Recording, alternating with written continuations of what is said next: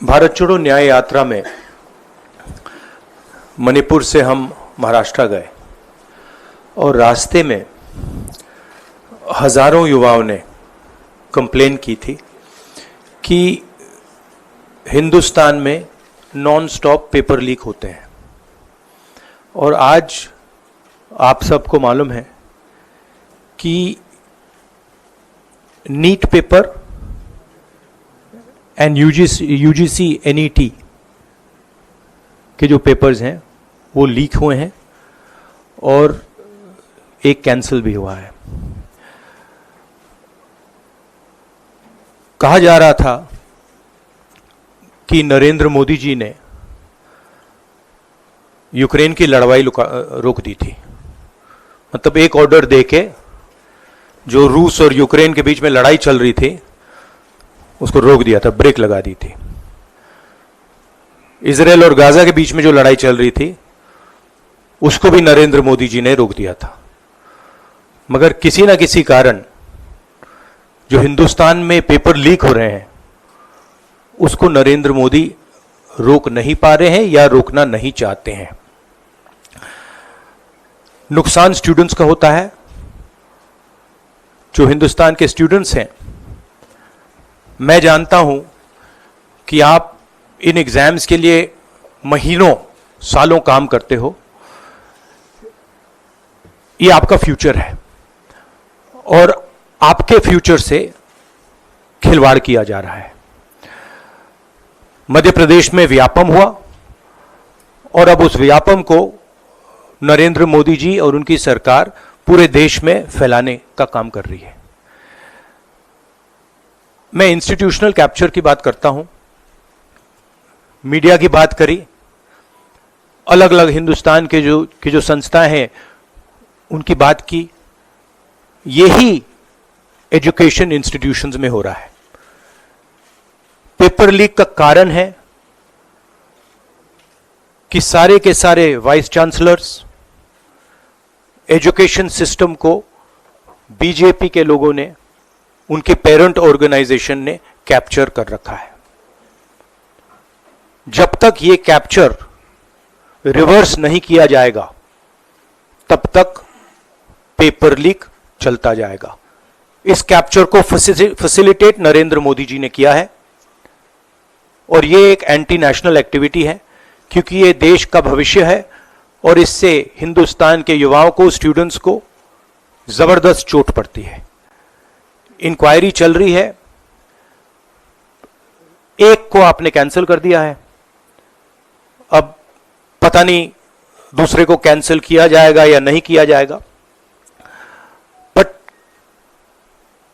कोई ना कोई तो इसके लिए जिम्मेदार है और उनको एकदम पकड़ा जाना चाहिए और उन पे एक्शन लिया जाना चाहिए।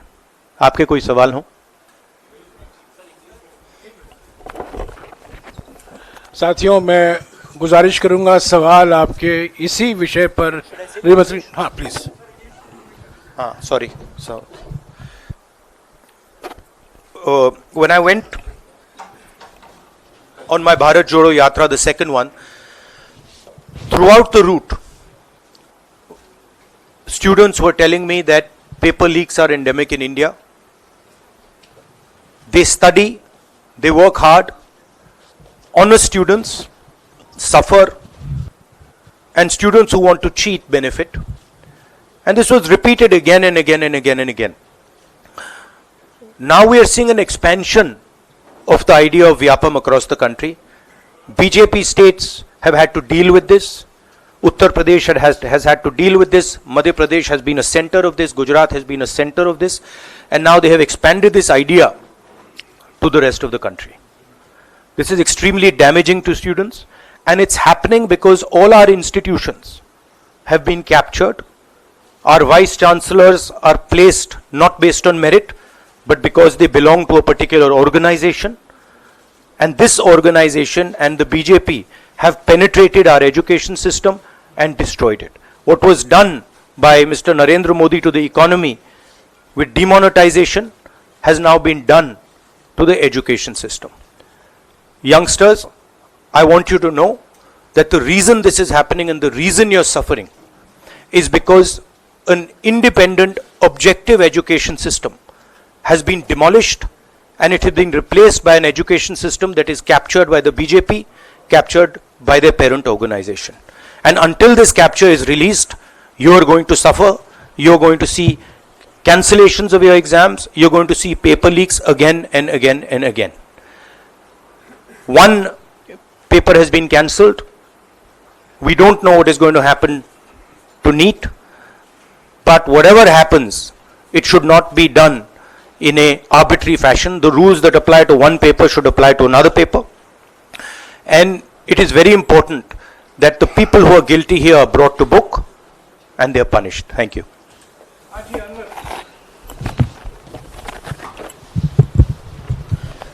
सर, सोमवार से संसद का सत्र शुरू हो रहा है, तो क्या आप निजी तौर पर लोकसभा में इस विषय को उठाएंगे और आप यह मांग करेंगे कि प्रधानमंत्री मोदी खुद सदन में आकर जवाब दें इस विषय पर, क्योंकि ये छात्रों के भविष्य से जुड़ा विषय है?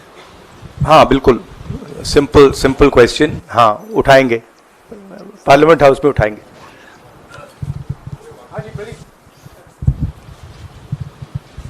Thank you sir.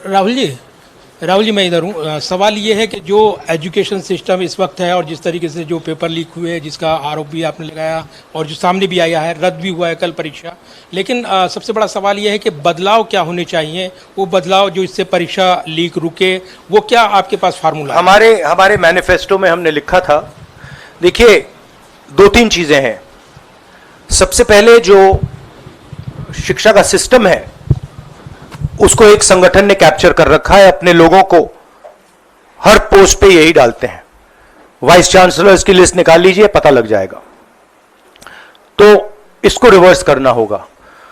दूसरी बात, मैनिफेस्टो में हमने साफ कहा कि पेपर लीक होने के बाद कार्रवाई करना एक बात है, बहुत जरूरी है और स्ट्रिक्ट से स्ट्रिक्ट कार्रवाई होनी चाहिए. मगर हमने यह भी कहा था कि पेपर लीक होने से पहले जो सिस्टम्स हैं, जो यूनिवर्सिटी के एग्जाम्स के रूल्स हैं, सिस्टम्स हैं, इनको फिर से असेस करना पड़ेगा, इनको स्टडी कर रीडिजाइन करना पड़ेगा. ये दोनों काम हमने अपने मैनिफेस्टो में साफ लिखे हैं और विपक्ष दबाव डालकर ये दो काम सरकार से करवाने की कोशिश करेगा.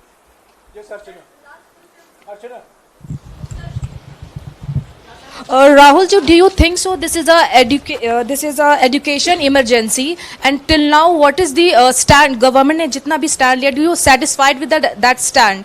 और सर मेरा दूसरा सवाल भी है, जिस तरीके से आप आज स्टूडेंट से मिल रहे हैं, आज let me answer the question. See, there is a huge pressure on our students, and the pressure comes from a number of directions. The first direction is the large scale unemployment that is there in the country. Everybody understands it, everybody knows it, and one of the reasons the government suffered in this election was that all youngsters believe that Mr. Modi is incapable of solving the employment problem. So that's the first thing. Second thing is, there's huge pressure because of this, and there are very few avenues for students. In all areas, right? So you've cut off the job avenue. Now you're cutting off the exam avenue. You're saying, you can take an exam, you can study, you can work as hard as you want. On the last date, we're going to tell you that the exam is cancelled. So, that avenue is also shut. You've shut avenues like Agniveer. You've shut avenues like the public sector. So the youth of India have nowhere to go. It doesn't matter whether you're an IIT graduate, IIT student, or you're trying to join the army. The youngsters in India simply have no way through. And it's not just a educational crisis. It's a crisis in pretty much every sphere that we are facing. Now, before the elections, it was very clear that there was massive control of the media, massive control of the other institutions, so people were quiet. Now people are very clear that we're sitting on a disaster and we've got a government that is crippled, cannot do the job. It's literally walking around on one leg, right? So Yes, it's a crisis. It's a profound national crisis. It's an economic crisis. It's an educational crisis. It's an institutional crisis. So, but I don't see any response. I don't even see the capability of a response. Right? So. हाँ नहीं 1 second, Bihar का भैया हमने कहा है कि inquiry होनी चाहिए और जो भी जिन्होंने भी पेपर लीक कराया है उनके खिलाफ कार्रवाई होनी चाहिए। राहुल जी, चूंकि ये मामला नेशनल लेवल पे भी एग्जाम्स में हो रहा है, स्टेट लेवल्स में भी एग्जाम्स में कई जगह इस तरह के पेपर लीक की घटनाएं होती है और करोड़ों छात्रों का जीवन अधर में लटक जाता है। आपको लगता है कि एक सख्त कानून बनाने की जरूरत है संसद में कि इससे निपटने के लिए? कैसे होगा, क्योंकि छात्रों का जीवन सख्त कानून आफ्टर द फैक्ट है, वो होना चाहिए। मगर अगर आप मेरिट के बेसिस पर लोगों को नहीं जॉब देंगे, अगर आप आइडियोलॉजिकल लोगों को वाइस चांसलर बनाएंगे, इनकेपेबल लोगों को वाइस चांसलर बनाएंगे, एग्जाम्स के जो स्ट्रक्चर्स हैं, एग्जाम लेने के स्ट्रक्चर्स हैं, उनमें आप आइडियोलॉजिकल लोगों को डालेंगे तो यह काम होगा। यह इसका सबसे बड़ा कारण BJP and its parent organisation ने जो कैप्चर किया है यह है। और अगर आप कल्प्रिट ढूंढना चाहते हैं तो मैं आपको बताता हूं, जिन लोगों ने हिंदुस्तान के इंस्टीट्यूशंस को डिस्ट्रॉय किया है, जो पहले ऑब्जेक्टिव हुआ करते थे, इम्पार्शियल हुआ करते थे, वो आज इम्पार्शियल नहीं है, ऑब्जेक्टिव नहीं है, आइडियोलॉजिकल बना दिए गए हैं और मीडियोकर लोगों को इन इंस्टीट्यूशंस में बैठा दिया गया है। इसका मेन कारण यह है, और इसका आप एपिसेंटर देखिए, पूरा देश जानता है, युवाओं आप सब जानते हो कि इसका पहले एपिसेंटर मध्य प्रदेश हुआ करता था, वहां पे 40-50 लोगों की हत्या हुई थी, ये तब शुरू हुआ था। आप जानते हो कि गुजरात में, उत्तर प्रदेश में और मध्य प्रदेश में इन चीजों का एपिसेंटर है। और आप ये भी जानते हो कि बीजेपी के लोग कहते हैं कि हमारी लेबोरेटरी मध्य प्रदेश और गुजरात है। तो लेबोरेटरी से यह काम शुरू हुआ है और अब यह काम देश में फैल रहा है और आपका इससे नुकसान हो रहा है। जब तक यह रिवर्स नहीं किया जाएगा, जब तक हिंदुस्तान के इंस्टीट्यूशंस इनके हाथों से नहीं छीने जाएंगे और इफेक्टिव, ऑनेस्ट, इम्पार्शियल लोगों के हाथ में नहीं जाएंगे, तब तक यह होता रहेगा। और मैं आपको बता रहा हूं, जब तक बीजेपी रहेगी यह बढ़ता जाएगा।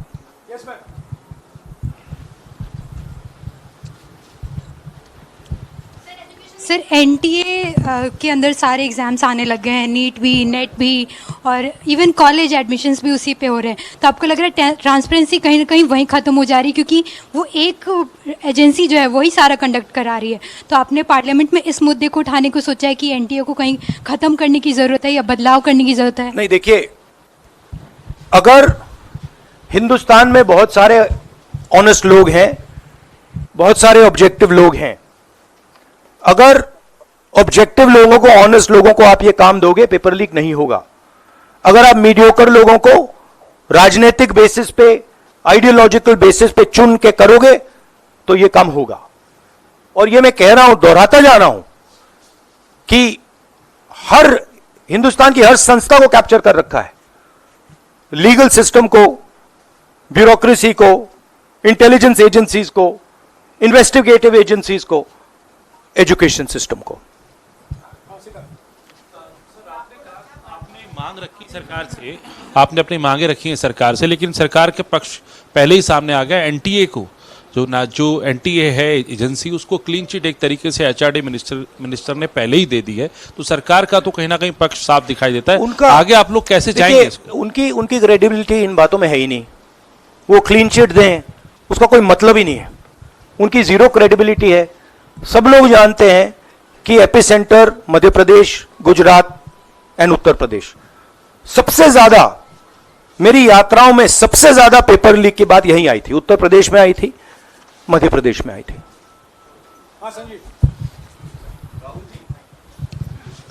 Rahul ji, NTA has conducted one test and which has been cancelled. The other is under doubt, and the court is looking into it. Would you say that the agency like NTA is incapable of conducting such examinations, because two main examinations, and I want it to be disbanded or something? No, I would say that if you let people who know how to run these things and you promote people based on merit, there are multiple ways in which you can do exams successfully. If on the other hand, you are constantly posting people who are mediocre, who do not have the skills to do these jobs, and you're posting them simply because they come from your same ideology, no system is going to work. You can change whatever system you want. If the people who are being put into that system are mediocre and being put in for the wrong reasons, it is never going to work. Sir, Last question. Sir, NEET, specifically on NEET examination, there is of course investigation that is going on, but the scheduled counselling session is not been delayed. It is going to happen as per schedule. So do you think that this is a mere eyewash when it comes to the investigation, saying that investigation bhi ho rahi hai, but then they are not delaying the Look, they can eyewash whatever they want, but they are going to get such pressure from the opposition that they're going to think twice about whatever they're doing. Because we are not going to allow this type of activity to be done as far as our students are concerned. Our students sit there, they work, they spend months, they dream about these exams for years, they spend huge amount of money. So the opposition is simply not going to allow any of this eyewash that is taking place. We will make sure that we put so much pressure on them that this issue is resolved. Okay, Janendra, last question. Sir, Janendra, jaldi.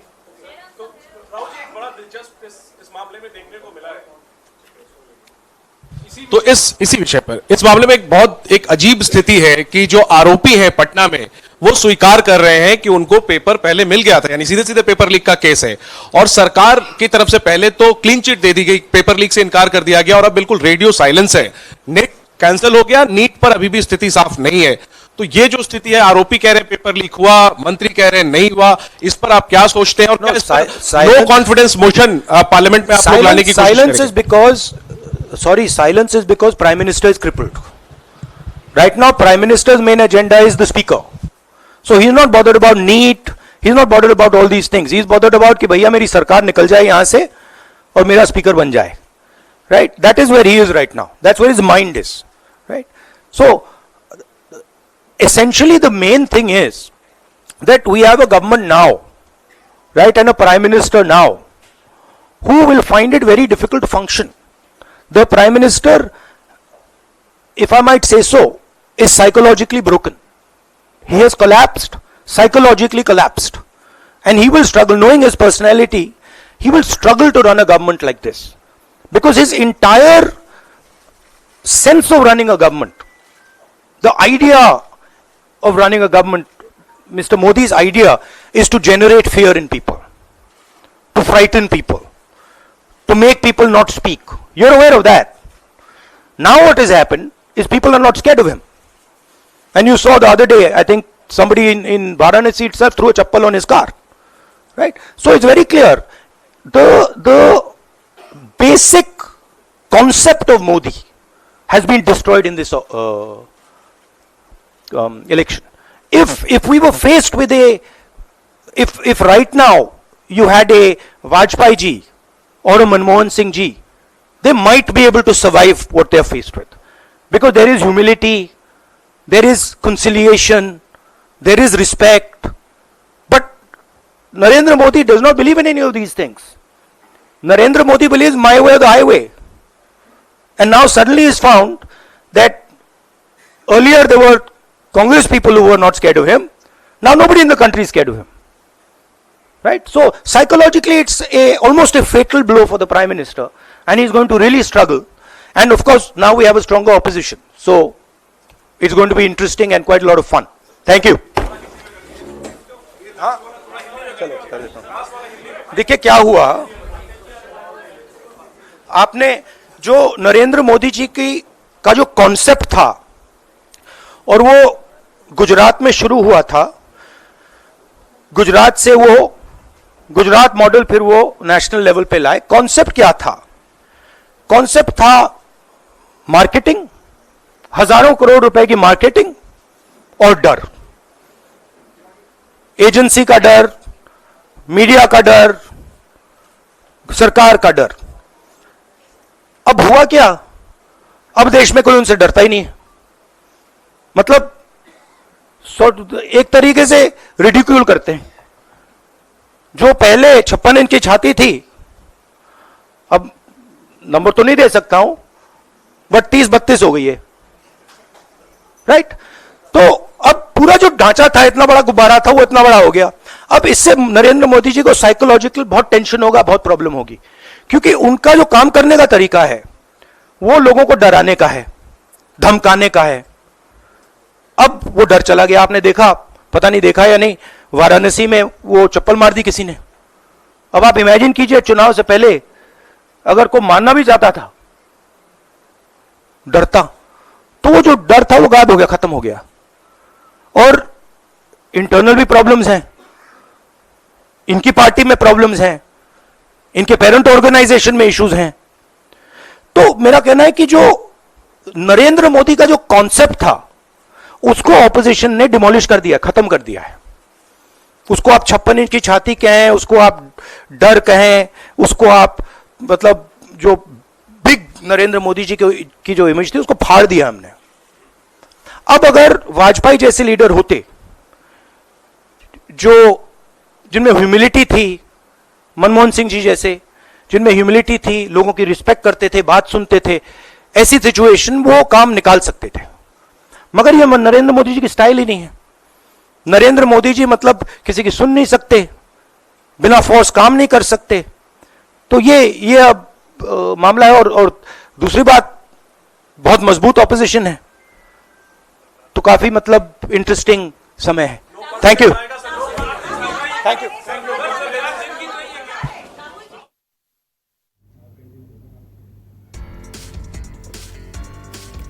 तो बड़ी खबर आपको बता दें, आप सुन रहे थे राहुल गांधी को प्रेस कॉन्फ्रेंस कर रहे थे और सीधे तौर पर कहा कि देखिए, पीएम को स्पीकर बनाने की फिक्र है, नीच की चिंता नहीं है, संसद में पीएम का सामना मजबूत विपक्ष से होगा।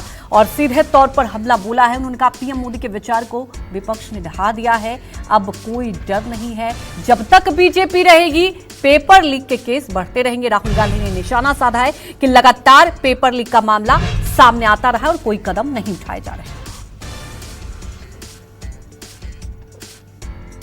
तो भारत में पेपर लीक को पीएम रोक नहीं पा रहे। तो बीजेपी ने एजुकेशन सिस्टम को कैप्चर किया है। सीधा सवाल उठाया है राहुल गांधी ने कि पूरे एजुकेशन सिस्टम को ही बीजेपी ने कैप्चर किया है। नरेंद्र मोदी इसके लिए जिम्मेदार हैं, यह एक राष्ट्र विरोधी काम हुआ है। राहुल गांधी ने प्रेस कॉन्फ्रेंस करके ये निशाना साधा है। नीट परीक्षा को लेकर राहुल गांधी ने सीधे तौर पर सरकार पर निशाना साधते हुए कहा और कहा कि प्रधानमंत्री मोदी को ये चिंता ही नहीं है, बीजेपी शासित राज्य एपी सेंटर बना है। पहले भी राहुल गांधी इस पर निशाना साध चुके हैं। पेपर लीक को लेकर बड़ा निशाना साधा कि छात्रों के साथ धोखा हुआ है।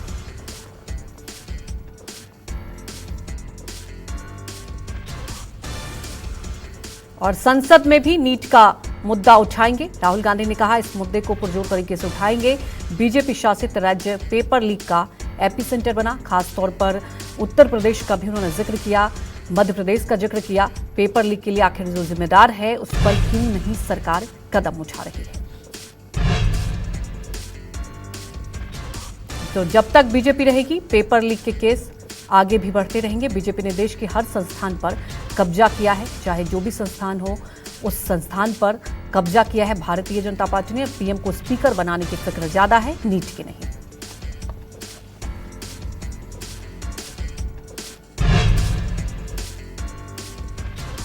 नीट पेपर लीक मामले पर राहुल गांधी ने प्रेस कॉन्फ्रेंस किया। भारत में पेपर लीक को प्रधानमंत्री मोदी नहीं रोक पा रहे हैं। इस वक्त की बड़ी खबर आपको बता दें, राहुल गांधी ने निशाना साधा है कि बीजेपी ने एजुकेशन सिस्टम को ही हैक कर दिया है। इस वक्त की बड़ी खबर, राहुल गांधी ने पेपर लीक मामले को लेकर निशाना साधा है भारतीय जनता पार्टी पर और यह भी कहा कि बीजेपी शासित जो राज्य हैं वहां पर एपी सेंटर बना हुआ है। पेपर लीक के लिए आखिर जिम्मेदार कौन है? छात्रों के साथ बहुत बड़ा धोखा हुआ है।